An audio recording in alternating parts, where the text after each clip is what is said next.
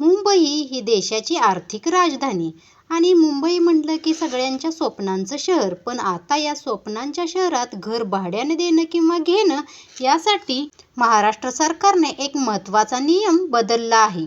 होय, फडणवीस सरकारने भाडे कायद्यात बदल करत नवा नियम लागू केला आहे. आत्तापर्यंत भाड्याचा करार म्हणजे रेंट ॲग्रीमेंट स्टॅम्प पेपरवर केलं जात होतं, पण आता तसं नाही.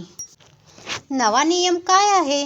तर आता महाराष्ट्र सरकारने ठरवलंय की प्रत्येक घरमालक आणि भाडेकरू यांनी त्यांचे भाडे करार ऑनलाईन नोंदवणं अनिवार्य आहे. म्हणजेच फक्त स्टॅम्प पेपरवर केलेला करार वैध राहणार नाही.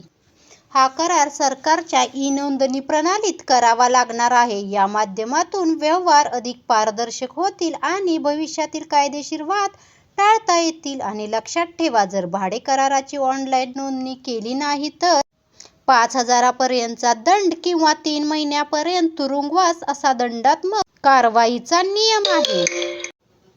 तर मुंबई आणि उपनगरात राहणाऱ्यांसाठी हा नियम फार महत्त्वाचा आहे. जर तुम्ही घर भाड्याने देत असाल किंवा घेत असाल तर ऑनलाईन रजिस्ट्रेशन करणं विसरू नका.